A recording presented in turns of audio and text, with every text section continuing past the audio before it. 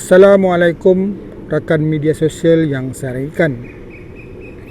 Dari dataran kemerdekaan Shah Alam, selepas beriadah, pagi ini saya ingin berkongsi pasal satu tajuk yang pernah saya sebut sebelum ini, iaitu wisdom ataupun hikmah.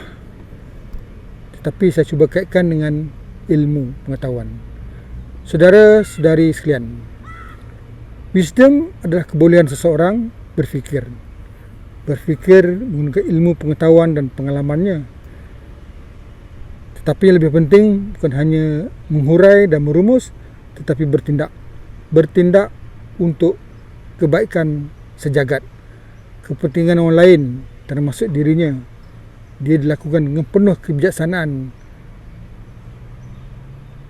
Tetapi seorang yang bertindak wisdom itu mestilah mempunyai ciri-ciri yang unik, yang perlu dibina, dizahirkan sebagai sikap mereka. Pertamanya, sentiasa empati, sentiasa memikirkan atau accommodate bagaimana orang lain berfikir, bagaimana masalah orang. Tidak pernah memikirkan cara berfikir untuk membantu orang lain selain daripada berfikir cara orang lain. Kedua, sentiasa mempunyai kemahiran bersosial, sentiasa disenangi dan memahami, malah sentiasa boleh mempengaruhi orang lain dengan penuh kebijaksanaan.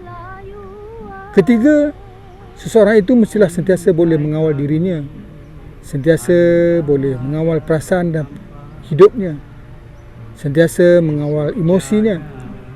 Keempat, seseorang itu mestilah sentiasa mempunyai kesedaran diri yang sangat tinggi, sentiasa berusaha bermuhasabah, membina kebaikan dirinya, belajar apa yang tidak ditahunya, menerima hakikat apa yang kurang kepada dirinya.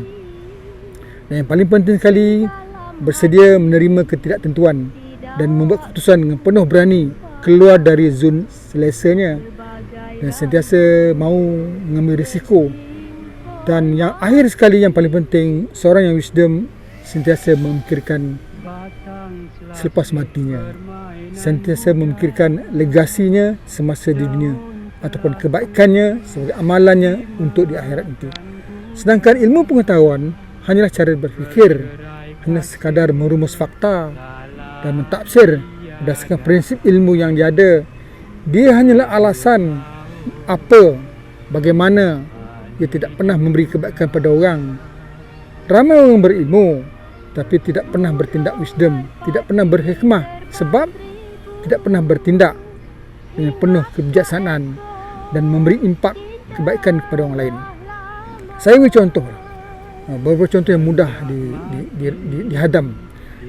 Misalnya merokok, riadah, diet. Dia ada ilmu tentang kesihatan. Saya pasti semua golongan masyarakat memahami tentang kesihatan, betapa bahayanya merokok, betapa bahayanya tidak melakukan riadah, dan betapa berisikonya tidak menjaga diet yang baik. Tetapi manusia masih lagi melakukan apa yang disukanya, masih lagi terus merokok, masih lagi tidak terus melakukan riadah secara konsisten, dan malah masih lagi tidak mengamal diet yang sempurna. Jadi akhirnya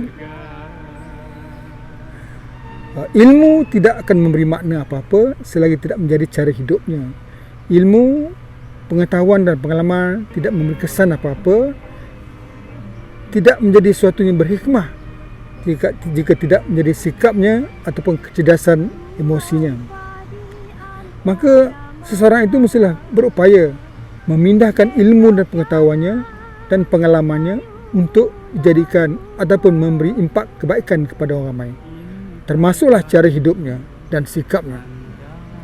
Saya ingin simpulkan, sedangkan kecerdasan emosi itulah kecerdasan diri tentang bagaimana mengawal perasaan dan motivasi, bagaimana menjaga perasaan orang lain, bagaimana berkemahiran berkomunikasi dan menjaga perhubungan antara manusia. Dan spiritual quotient itu adalah tentang kesedaran tentang hari matinya.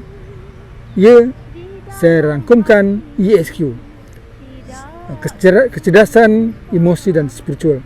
Sedangkan wisdom pula adalah bagaimana seorang sentiasa bermuhasabah diri, sentiasa berupaya mengurus dan emosinya, sentiasa mempunyai alasan dan motif apa yang dilakukannya, malah sentiasa prihatin, tidak pernah melakukan atas andaian selain dari fakta walaupun pedih, sentiasa tidak ada kepentingan diri, non-attachment, tidak ada muslihat di sebaliknya.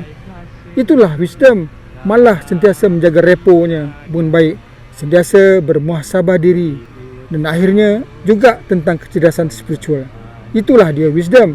Maka saya katakan wisdom itu adalah ESQ. Wisdom adalah cara hidup yang baik, cara hidup bagaimana memenuhi keperluan emosi dan spiritual.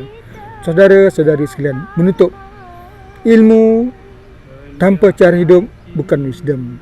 Ilmu tanpa diterjemahkan dalam tindakan dan sikap adalah sia-sia. Meminjam kata Anthony Robbins, knowledge, ilmu, is not a power, it's only a potential power.